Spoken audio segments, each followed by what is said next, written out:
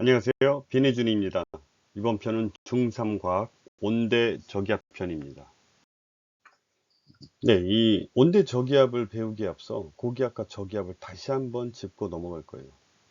고기압, 저기압은 지난 강의에서도 다루었던 내용이기 때문에 크게 어려움 없이 이해할 수 있으리라 생각합니다. 중요한 게 이 어떤 지표가 가열이 되면은 공기가 상승하면서 상승 기류가 만들어지니까 당연히 어떻게 돼요? 공기의 밀도가 감소하니까 이쪽은 저기압이 되는데, 저기압을 보면은 공기가 상승하니까 이 부분에 공기를 메꾸기 위해서 주변에서 공기가 불어서 들어오죠. 근데 들어오는데 중요한 거는 북반구에서는 시계 반대 방향으로 회전하면서 들어와요.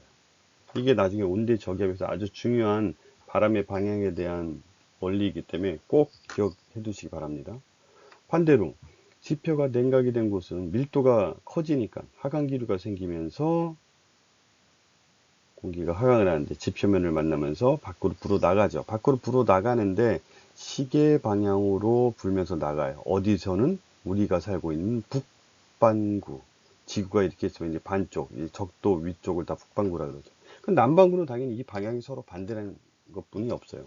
근데 이게 왜 일어나냐? 왜 시계 방향, 시계 반대 방향이 생기냐? 바로 전향력, 코리올리의 효과라는 것 때문에 생기니까 그냥 알아두기만 해요. 이거 전향력에 대해서는 중학교 과정에서는 크게 다루지는 않기 때문에.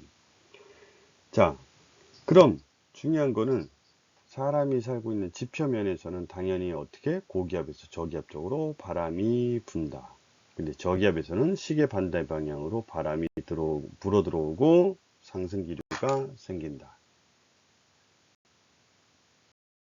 이게 이제는 왜 북반구에서는 시계 방향이냐 시계 반대 방향이냐를 언급하는 이유인데, 이거는 그냥 넘어갈게요. 이건 그렇게 크게 다루는 내용이 아니라서. 자, 드디어 우리의 최종 목적지인 온대 저기압에 왔습니다. 자, 온대 저기압은 말 그대로 온대 지방에서 만들어지기 때문에 온대 저기압이라고 그래요. 그리고 말 그대로 이거는 저기압이에요. 그럼 저기압의 중심이 여기 있으면 바람의 방향이 시계 반대 방향으로 불어서 들어온다고 말씀드렸죠. 저기압의 특징으로. 그래서 이제 바람의 방향은 나중에 다시 설명을 할 거고, 중요한 건 이거는 또 열대저기압이 뭐예요? 태풍. 태풍은 등압선이 동그래요. 근데 온대저기압은 등압선이 동그렇다가 직선, 동그렇다가 직선. 그리고 온대저기압은 온난전선, 한랭전선을 동반하고, 열대저기압은 태풍은 전선이 없습니다. 자, 이것도 저기압의 일종이에요. 다만 이게 봄, 가을철에 우리나라에 나타나면서 아주 우리나라 날씨에 지대한 영향을 끼쳐요. 그래서 온대 저기압의 생성 과정을 보면은 처음에 정지전선처럼 따뜻한 공기와 찬 공기가 대립하고 있다가 회전력이 생기면서 회전을 하면서 시옷자 모양으로 생겨요. 그 시옷자 모양이 점점 커지면서 전성기를 이루고, 근데 뒤에 있는 한랭전선이 속도가 빠르기 때문에 이게 이렇게 따라잡아요. 따라잡으면은 가까운 부분부터 따라잡혀서 회색 전선의 형태로 되면서 점점 따라잡히면서 소멸이 되는 일생을 가지고 있습니다. 자, 우리나라는 위도 30에서 60도에 이르는 편서풍 지역에 있어요. 우리나라 자체가. 그래서 바람이 항상 편서풍이 불어서 황사나 이런 것도 중국에서 서에서 동으로 오는 거고. 그렇죠? 모든 기후인자, 구름 같은 것도 서에서 동으로 이동을 합니다. 그래서 이게 여기 이렇게 가만히 있는 게 아니고 처음에는 여기 있었겠죠. 그 다음엔 여기 있었고.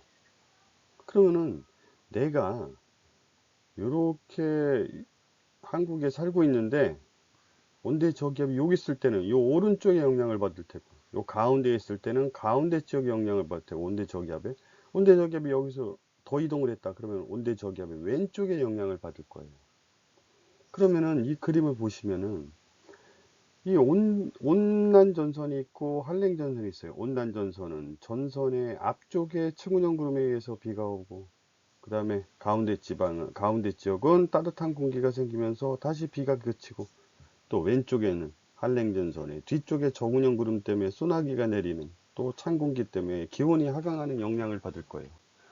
자, 중요한 거는 여기서 얘가 가만히 있는 게 아니고 이 전체가 이렇게 이동을 하니까 내가 처음에는 여기 있는 것과 같은 효과, 나중에는 가운데 있는 것 같은 효과, 그 다음에는 왼쪽에 있는 것과 같은 효과를 누리기 때문에 나의 날씨가 변하는 거예요. 이래서 우리가 볼 때는 날씨가 변덕스러운 거예요. 처음에는 이슬비가 내렸다, 다시 갰다가 따뜻해졌다가 다시 소나기가 내리는 그런 효과를 갖게 되는 거죠.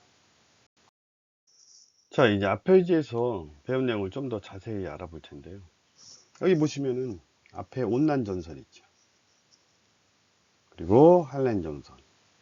그래서 일기도에서는 요 그림이 지도에 표시가 되고, 이걸 옆에서 좀 더 보기 쉽게 단면도를 자른 거. 자, 요 부분이 전선, 전선면, 전선, 전선면.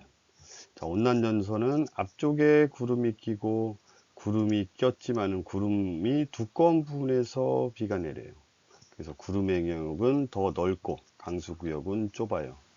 하지만 온난전선은 앞쪽에 이런 일이 생긴다는 거. 한랭전선은 전선의 뒤쪽에 저군형 구름이 끼고 더 좁은 구역에 비가 내리는, 소나기가 내리는 형태가 되겠죠. 자, 그래서 얘네들이 가만히 있는 게 아니고 나는 여기 있는데 얘가 여기 있다가 여기 있다가 여기 있다가 이동을 하니까 마치 내가 A 지역에도 있다가 B 지역에도 있다가 C 지역에 있는 효과를 나타내겠죠. 그럼 날씨가 처음에 어떻게 되겠어요? 이슬비가 내리고 찬 공기가 있으니까 기온이 추워졌다가 다시 얘가 이동을 하면서 여기서는 비가 개고 따뜻한 공기에 의해서 기온이 상승했다가 다시 잠시 후에는 한랭전선이 지나가면서 소나기가 내리면서 기온은 찬 공기에 의해서 다시 내려가겠죠.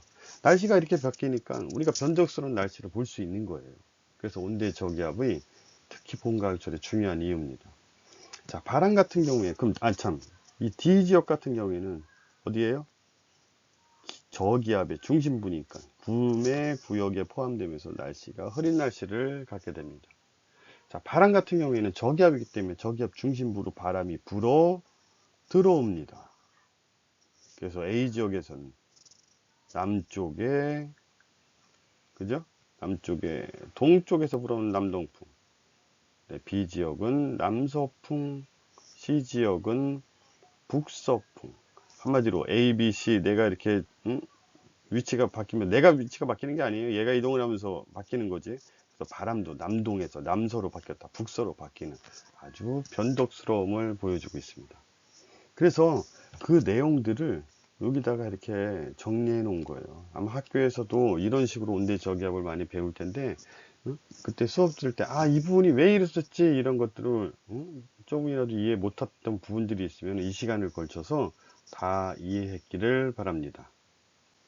자, 그래서 결국에는 이 전 페이지에서 배웠던 요렇게 전성기를 맞았던 온대 저기압도 이 빠른 한랭전선이 점점 온난전선을 따라잡으면서 시옷자로 됐던 것들이 완벽한 이런 시옷자, 그러다가 이게 이렇게 돼서 완전히 폐색전선처럼 변하면은 소멸이 되는 그런 일생을 가지고 있습니다.